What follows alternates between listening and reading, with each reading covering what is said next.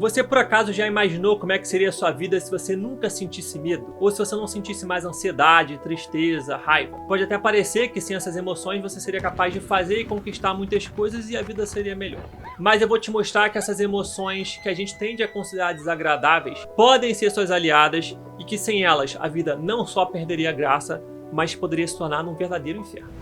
Nesse vídeo a gente vai explorar a importância de sentir as nossas emoções, especialmente aquelas que nos causam desconforto. Vamos começar com um caso intrigante da neurologia da paciente SM, que eram as siglas do seu nome e sobrenome. A paciente SM sofria de uma rara condição cerebral degenerativa que danificou uma área no meio do seu cérebro chamada amígdala, uma área responsável pelo processamento das emoções e principalmente pela emoção de medo. Por causa dessa condição, ela se tornou incapaz de sentir medo, mesmo em situações altamente ameaçadoras.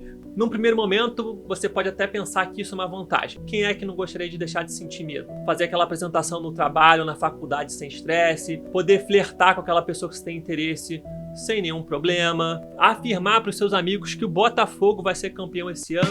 No entanto, a história da SM revela o papel vital do medo em nossas vidas. Sem o medo, a SM enfrentou diversos problemas, porque ela tinha dificuldade em avaliar as situações perigosas com precisão e muitas vezes tomava decisões ruins, já que ela não conseguia muito bem discernir as intenções das pessoas e porque ela não tinha medo, ela vivenciou situações de vitimização e encontros perigosos, chegando até a se envolver em relações abusivas e potencialmente traumáticas, com uma arma de fogo apontada para ela como resultado de uma violência doméstica. E mesmo nessas situações ela não demonstrava sinais de desespero. O caso da SM ilustra a importância do medo, quando vivenciado de forma apropriada, para o nosso bem-estar físico e emocional, atuando como um sinal de cautela para a gente perceber limites e nos proteger. Como todas as emoções, o medo desempenha uma função adaptativa, orientando nossas decisões para a autopreservação. E o mesmo vale com outras emoções que a gente considera desagradáveis, como a ansiedade e a raiva.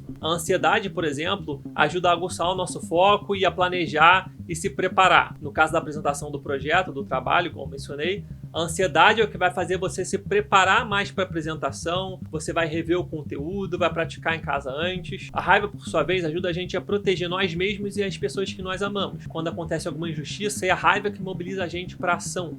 É o que dá coragem para poder estabelecer esses limites. E é o que acontece, por exemplo, quando você está no seu trabalho, quer pôr um limite no seu chefe, ou no relacionamento você colocar um limite no seu parceiro ou parceira. Nesse sentido, não existem emoções negativas, mas elas podem sim, dependendo do contexto da intensidade, se tornarem desadaptativas, impedindo a gente de alcançar o que a gente considera importante. Por exemplo, no caso onde uma tristeza vira uma depressão, ou quando o medo se torna uma fobia ou impede a gente de fazer aquilo que a gente considera importante, quando uma raiva vira uma ira ou se torna um comportamento agressivo. Então, como é que a gente faz para poder lidar melhor com as nossas emoções sem ter que fugir delas?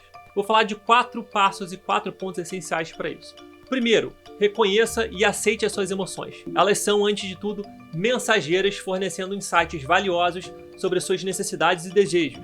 Antes de tentar evitar de sentir uma emoção recorrendo a uma fuga do celular, por exemplo, é extremamente importante entender o que essa emoção está te dizendo. E para poder entender isso é necessário você aceitar essa emoção. O que significa aceitar uma emoção? É você deixar ela fluir sem se esquivar dela ou sem tentar suprimir. As nossas emoções causam na gente sensações físicas, fisiológicas, mudanças comportamentais às vezes. Então perceber a mão trêmula, a garganta seca, a boca seca, o suor nas costas, é perceber a mudança de padrão de pensamento, a inquietude, enfim, é perceber essas mudanças corporais e comportamentais num tom de observador curioso. Uma prática excelente que tem respaldo de diversos estudos científicos para ajudar a lidar melhor com os pensamentos e as emoções é a prática de meditação mindfulness. E se vocês quiserem saber mais e até críticas sobre isso, é só me falar que eu faço um vídeo especificamente só sobre mindfulness. Ao compreender a mensagem que a emoção está dizendo pra gente, a gente consegue aí sim regular um pouco melhor essa emoção. E isso, inclusive, é o que leva a gente para o nosso segundo ponto, de regular as nossas emoções. Porque às vezes ela está muito forte, elas estão muito fortes e a sensação é que a gente pode ser engolido por elas. E tem algumas técnicas de respiração que ajudam bastante com isso. Inclusive a meditação mindfulness tem como técnica basilar a respiração. Eu gosto de passar para meus pacientes a técnica do 4-7-8, onde você inspira por 4 segundos, prende a respiração por 7 segundos e depois expira por 8 segundos.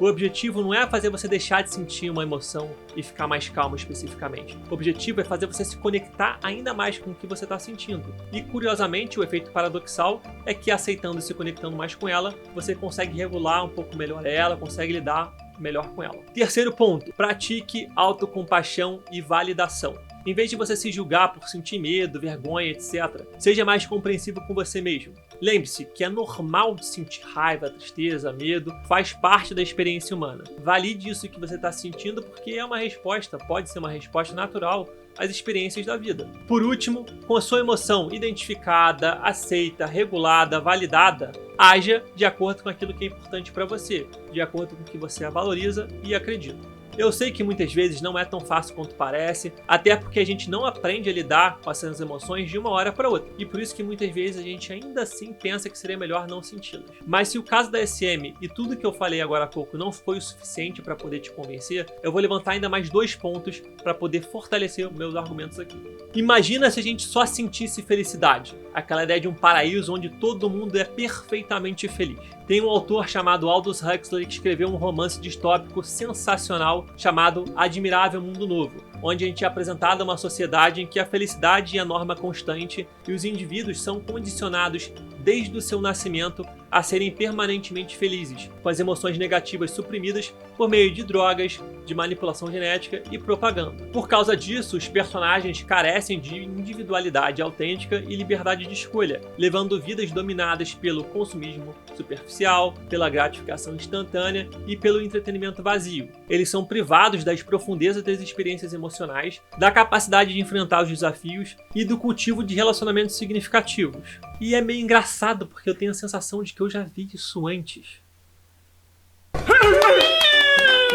O segundo ponto que eu queria levantar é que você já parou para pensar que se não fossem essas emoções, a gente não teria muitas das obras de artes mais profundas e tocantes da história? É por meio da exploração e aceitação de emoções desconfortáveis que artistas criaram algumas das obras de artes mais fascinantes. A arte serve como um espelho que reflete a condição humana e muitas vezes é fruto da conexão do artista com as suas próprias angústias, lutas e complexidades. Os artistas mergulham nas profundezas da tristeza, da raiva, do medo, etc. e várias outras emoções desconfortáveis, permitindo a eles expressar a crueza da experiência humana. Essas criações artísticas impulsionadas por emoções desconfortáveis oferecem a gente uma visão única para compreender nós mesmos e o mundo ao nosso redor. Elas estimulam não só a introspecção e a empatia, mas também ajudam a gente a interpretar melhor a complexidade das nossas emoções. E foi por se deparar, por encarar, por analisar, por vivenciar essas emoções que a gente teve grandes obras de arte como Crime e Castigo, do Dostoiévski,